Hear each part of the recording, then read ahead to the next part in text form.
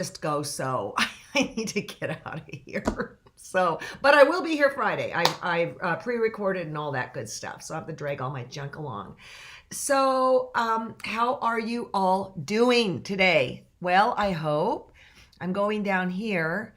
I want to go look at some of the things you're doing that's very exciting, but I want to show you something really cool. I know I am not the only one in the world that is dealing with a parent with dementia. And mom is slipping more and more and more into her own little world. And so like yesterday when I went, I got a laminator from Amazon. It's 20 bucks. And I bought it and I thought, oh, this is so stupid. I can't stand it. I love this laminator. Okay. So what I'll do now is telling you this so that if you've got someone in your life that's kind of at that point, I mean, she knows I'm a friendly, I mean, she knows me, I think. She won't talk to me. I got to go see her the other day. They let me see her outside with a shield between us. But she knows, like, she'll like go, or whatever, but words are really, really hard for her to come out with. And so I made her yesterday. She always said she had the cutest little old house in Livermore, California, which is true. So at one point I drew her a picture of the cutest little old house in Livermore, and I have she made copies. I think she used it for cards or something. So I laminated it and I punched a hole in the corner. And then from cutting all those fat quarters, I have all these strings of fabric. So I tied on red, white, and blue because that's what the house was. And she just, and I wrote on the back, this is here is to the cutest little old house in Livermore. And then I said, and still is or something. Anyways, I gave it to her and it just captured her imagination. So then across the street from her lived Kathleen. Kathleen was also very, very good to my mom. And this morning on my front porch, I found this stuff to drop off to her. And so it's a bunch of ribbons, and then there's some good tea, but then Kathleen went and did these color cards. I'm going to tell you right now, this is fabulous. So Kathleen, thank you so much. And I guess I'm just putting it out there because, again, I know I'm not the only one in the world that's dealing with this. And I made her like one of those activity mats. It was too much. It's just too much. But just to do the one little thing is fabulous. So that's a tip if you're going through this stuff. So let's see, what else do we have going on here? I got 2 more sequoias, man. You guys are just bringing them on home. So, excuse me, this is Becky's. And Becky, I don't know how in the world you did that peacock other than if it's rotary purse cut out or whatever. But this took my breath away when I opened it up because it was so elegant. And then, surprise, there's a little butterfly down in the bottom right-hand corner. You are so inspiring me. I can't even begin to tell you. Okay, this is Connie's. Look at that. Oh, it's so beautiful. Oh, you did use you bought one of the bundles. I just realized that right now. I love the little pot that you did, the ginger pot. And I'm a proponent of circles. I just adore circles on quilts applique. In fact, we got some of those apple pops in the store. And we're getting more in, but check it out in the store. I believe there's a video. I'm not 100%, but it shows you how to use them to get perfect circles. I just love the way quilters think and the way they, engineer cool products. So we've been talking a lot about color. And we've been talking a lot about the color wheel. And this is something that has struck me on television. And this is something when I was in college, I took a class on advertising, and it was to really look at ads. I'm leaning over my sewing machine here. This is what's going on. To really look at ads, to look at the design of an ad, how your eye carries over an ad. But recently on television, I've noted there's been a lot of things like this. Okay, so basically it's blue. I don't even know what this was for, to tell you the truth. But then we've got a triangle yellow going on. And if you start watching your ads on TV, I think you'll be surprised at how much designers or TV ad people are working the wheel. It's fascinating. And or like, let's say, I don't have anything right here to hold up, but let's say you have a package of cat food or whatever. How was the color used in this? Now, something else that I will do too is that if I am, where was I going with this? I just want you to be aware. Oh, I know what it was. When you buy a fabric, like the cave stuff that we're using, his fabric, often you can identify exactly what's going on the color wheel. So now I'm going to turn you guys into sleuths, into detectives, and kind of pay attention to this stuff because it's really quite fascinating. My shirt's fallen off. Not a good look. Okay. So here we started getting some, I'm getting a lot of imagery from you guys in the forum. Thank you for posting. It makes my heart so happy. It's a gift to go on the forum and see what you're doing because you are inspiring me. And you can see behind me, I'm starting to figure out what I'm going to do with my fabric. And before we taped here, and everything got taken off my design wall, I had managed to get 2 great stars in it. And you can kind of see over right there that I kind of have a star going with my cave stuff. So I'm going to leave it alone because it's all going to end up on the floor before I get back. Let's see what Diane has going on. Oh, a couple of you sent in what you're doing with your own colors. And I really appreciate it. And I know you're using those online programs, but I'll tell you what, right now, I really like the way you've incorporated the log cabin, Diane. I think that's absolutely fabulous. So yay for you and yay for those colors. I would have never chosen those colors, but guess what? I might now. I just love what we're doing online. Okay, so this is Karen's, and you have gone and started grabbing from your stash too. Now, one of the things that you're going to have to think about when you go to put your quilt together is, are you going to do it on point, or are you going to do it like this, like very traditional? And then what are you going to do to set it? You could just put them, just all butt up against each other and go from there. But this is why it's so important to have a place where you can look and see. Okay, this is Mickey's. Mickey, yeah, yeah, there you go. And what's so interesting to me is how pastel yours reads, and then like how mine does not read so pastel. And they're all good. I cannot wait to see what you do in that area going where the points, that area going vertically. I can't wait to see what you do. And guess what? You may not do it. You may decide it's not working for you. But wow, all of these, I just kind of started going through and going kazam. Oh, okay, so I'm glad these were in order. This is Ski Rising. You didn't put your name on it, or if you did, I missed it. Look at that block. Look at this block right here. I'm hoping you can see my cursor. The bottom on the right-hand side, that red, the kind of half Irish chain or Irish chain, whatever, right there, that really is jumping out at me in a good way. And so maybe if I go back to Mickey's, I might put something like that going down, to break it up. See, we're all learning from each other. Okay. So this is Kathy Gunstone. Hey, Kathy, this made me happy. I have to tell you guys, Kathy's a dear friend of mine, and she took us on a lot of cruises that perhaps if you've been on a cruise with me, you've been on a cruise with Kathy. And I just adore how you've framed these out with the brassica. I'd be very careful with that sashing, Kathy. That's all I'm going to tell you. Make sure you lay out the whole thing before you go, because it could take over. But then again, maybe not. Let's see. Because look here. There we have Helen's, okay?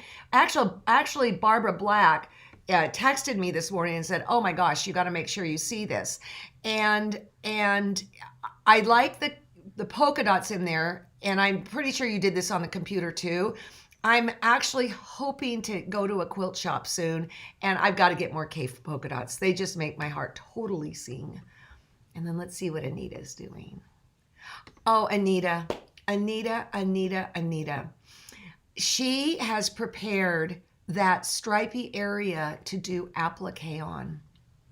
Yep, you go, girl. You go. I just went, yep. And this, as a teacher, from a teaching point of view, is so fabulous and so rewarding. Now, how much white fabric for cave? I don't know, you guys. A yard might be enough. 2 yards might be enough. We do sell it at TQS at thequiltshow.com. You can get a yard. If you run out, just go get more. I don't know. And I know that's really disconcerting because I'm already planning the next one. And we have a meeting every Tuesday morning with the crew, the gang.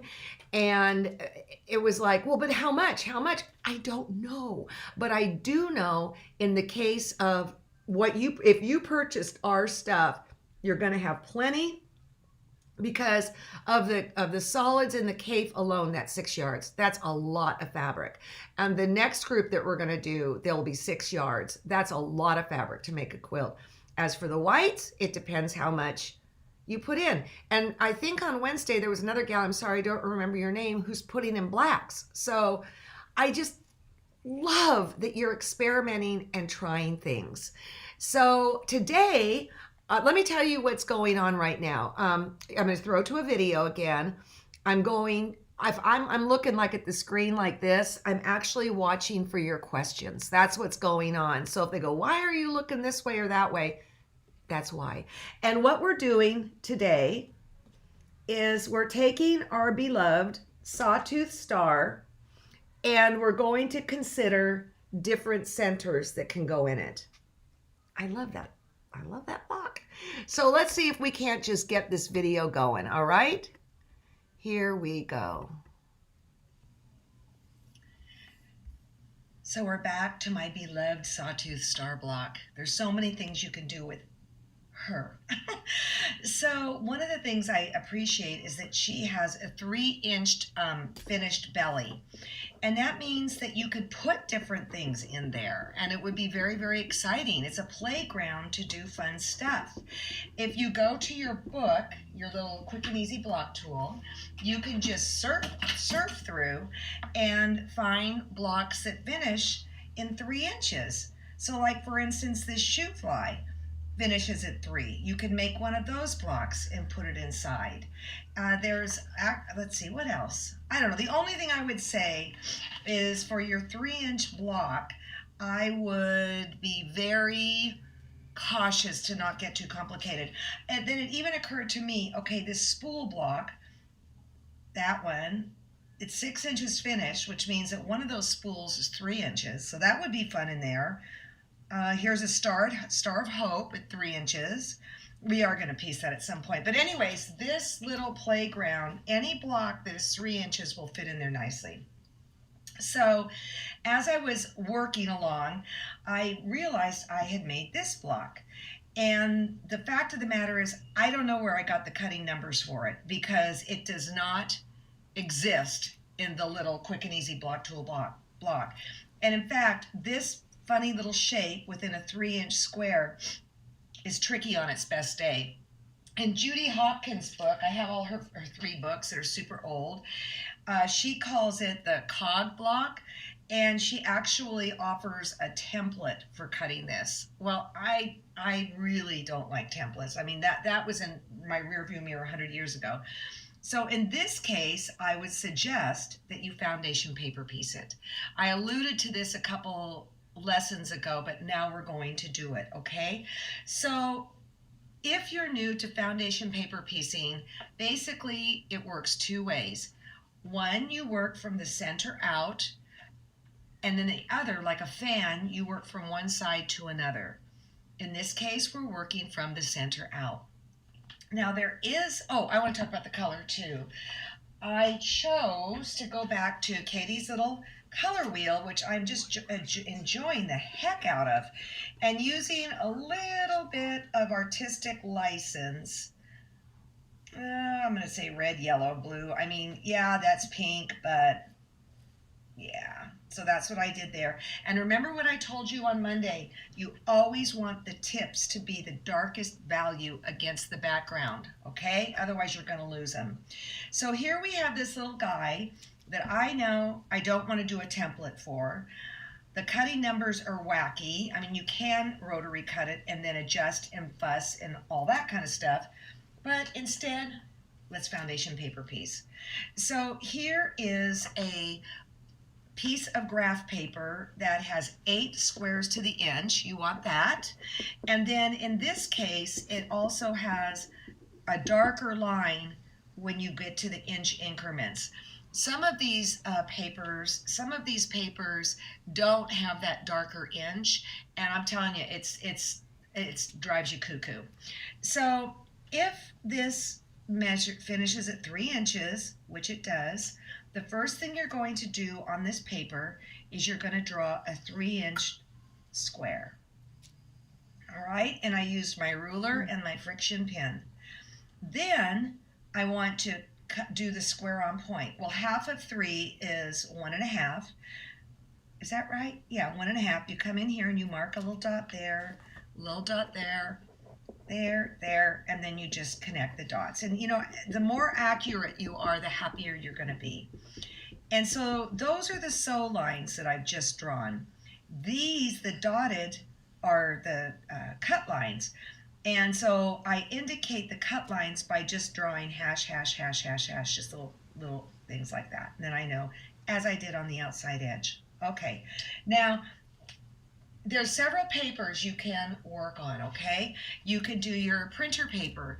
Vellum is great. It's a little more expensive, but you can see through it. Carol Doak has some absolutely wonderful kind of newsprint paper. Excuse me, I gotta reach and grab this. But I have a product that I'm pretty excited about, and it is called Print and Piece. Quilters Select Print and Piece. And what it is, let me trim this up, it's actually a fiber. It's not paper. And it will run through your printer. I do it one at a time. Because it's a fiber, they'll grab to each other and pull a couple through. So I have not figured out the settings on my printer to alleviate that. But I just do it one at a time. And the beauty of this stuff is that it washes out, because one of the big fat bummers of foundation paper piecing is picking it all out. So 80% of it will wash away and you won't even know it's in the quilt. And let me show you something else too. When you do this on blue graph paper, when you run it through your printer, the blue goes bye-bye. I learned that in college. So here we go. All right, so what do I want to do now? I want to cut a square. I took the measurement of this, and then I added a 1/2 inch to it, so it's 2 3/4-ish, okay? And then for the outs, I cut 1 square. And then for the outside edge, I cut 2 squares at 2.5. I took this measurement, which was 1.5, and I added a full inch to it. So then I do 2 squares out 2.5, and then I cut it corner to corner. And I didn't mark that down, but I'll remember that. All right, so the first thing I'm gonna do, let's get this out of the way, is remember we're working from the center out. Also, I'm going to sew on this side. It is twisting your brain around, people. I'm going to put this down here. I'm going to center this on. If I hold it up to the light, I can see that I've done a good job. You're going to have to trust me. And maybe you can see the shadow coming through. This is where vellum is so lovely. And you can get vellum, I think C&T sells it, Art Supplies have it, but you want one you can run through your printer sheets. I'm just again going to put a little bit of glue on there. It's turning your brain around. Okay, then the next thing I'm going to do is I'm going to line up this square to this triangle to this square. And you can even, boy, I hope I cut this big enough. Yeah, I did. And then I'm just going to drop a little glue down, because what's going to happen now, guys, is you're going to turn it over, and I'm going to stitch on the solid line, and I'm actually going to extend it just a little bit. The other thing in foundation paper piecing is you might like to tighten up your stitch, like maybe to a 2.0.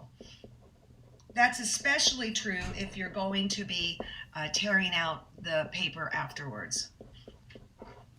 On this, I don't think it's that important. So see, I'm going to come right down on there. You don't have to back stitch. And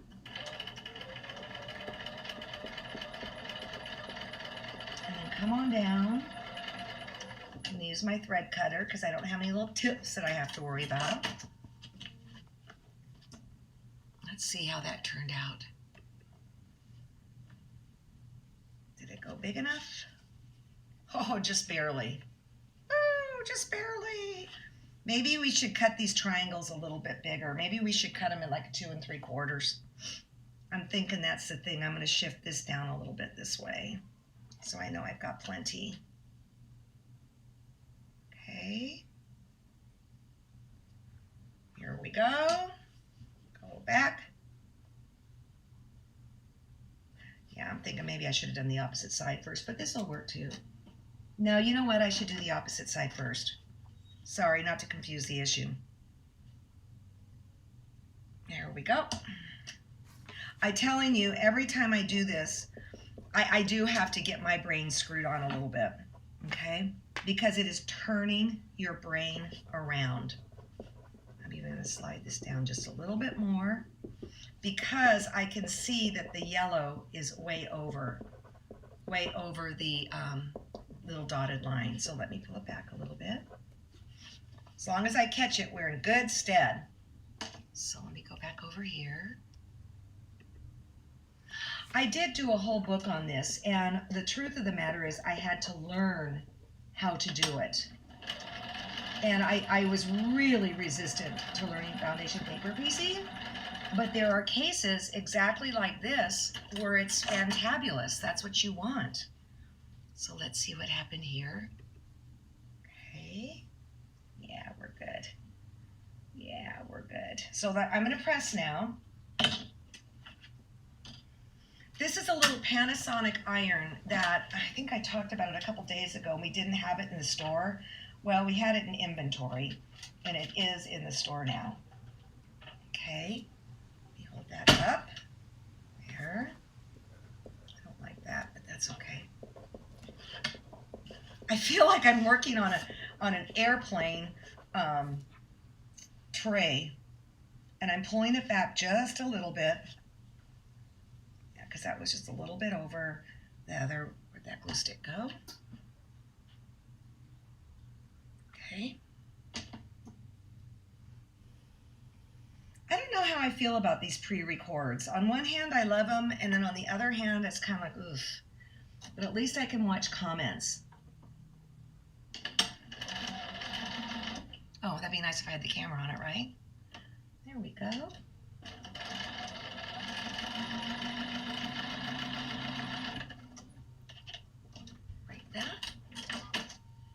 And then hold on over here while I put the other one on. I need to see that again. Right. The truer the size is of the yellow, the center, the more or less whacking around you have to do here. That's kind of a dumb expression. When I was in high school, we made up words, and I still do. And people will look at me, and I'm like, well, what? You understand the point. Okay.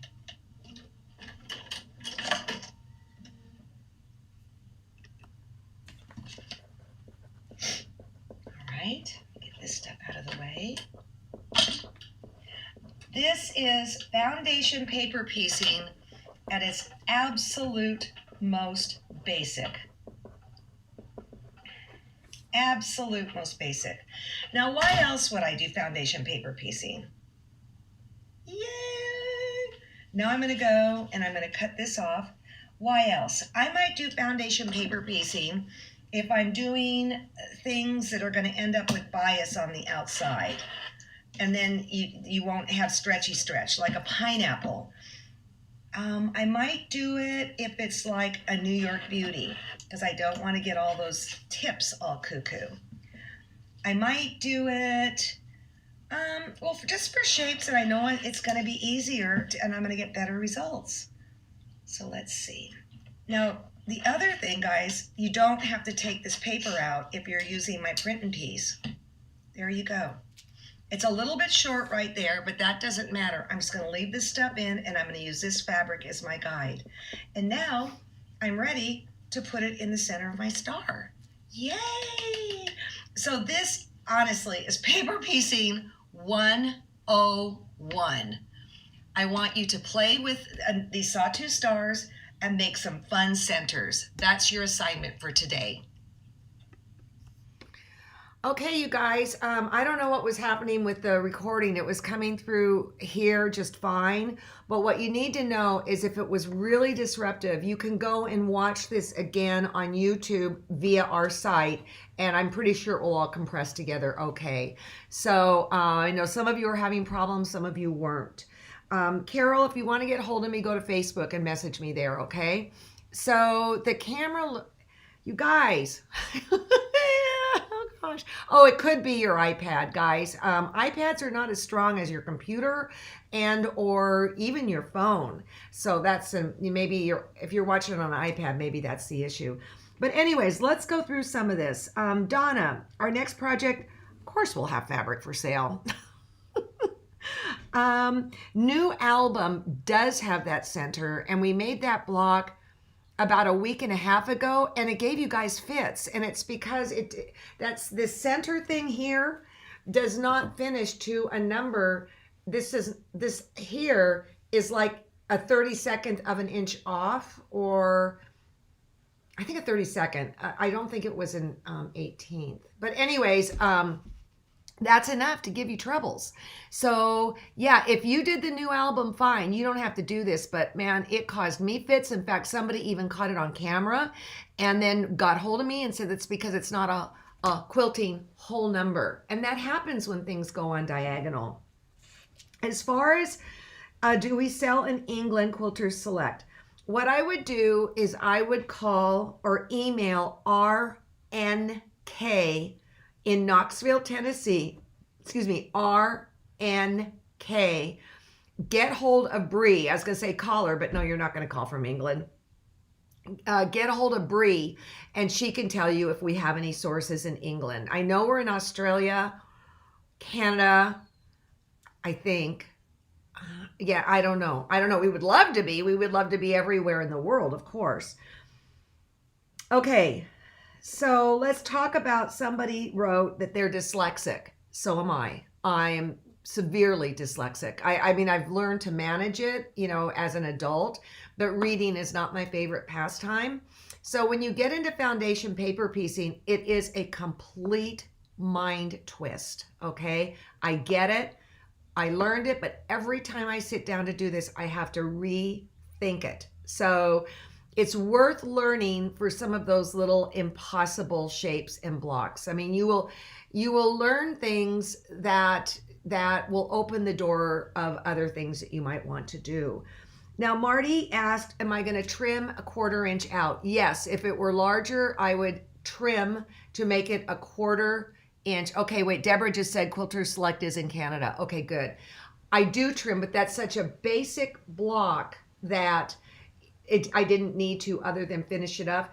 I did do a show on thequiltshow.com where I go through paper piecing 101. I'm sorry, I don't know the show on top of my head, but if you go into watch a show, search a show, and type in foundation paper piecing, Carol Doak did a 101 and I did a 101. So you might want to check that out. It is truly worth learning. Is it end all be all? No, but can it solve a problem? Oh, yeah. So, yes, Susie Weir says paper piecing requires thinking backwards. But see, you've taken these dyslexic people that have figured it out, and now you're going, now switch your brain. I mean, I get it. I get it. So what's going to happen when I go away as soon as I turn this off recording? We're going to do right there above my head are pinwheels. Okay. And that's what we're going to do. I'm thinking next week I've got 3 more blocks I want to teach just to give you more options. But then we're going to have to start putting this thing together. And the things that you have put up have been magnificent. I'm going to continue to encourage you to put things up on the forum, because in a classroom, one of the great things about teaching in a classroom is that we all learn from each other. I mean, I don't have it all figured out at all. Okay. So what I would like, yes, and Jackie just said foundation paper piecing is great for weird measurements, which is exactly this one, this shape right here. So anyways, we're going to do pinwheel. It will be pre-recorded. So if it starts bugging on you, just either back it up like John said, and or just go watch it afterwards and it will be fine. I'm confident of that. So you guys, the paper piecing show is 8:09. Thank you, Margot.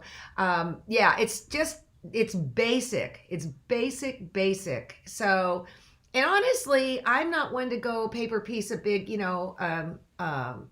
a butterfly or something. That's not my jam at all. My jam is traditional blocks, but sometimes we just need a little help from our friends. So, hey, you guys, have a great day. Keep sewing. I'm so excited about our community that we have formed here, and I'll see you on the forum. All right?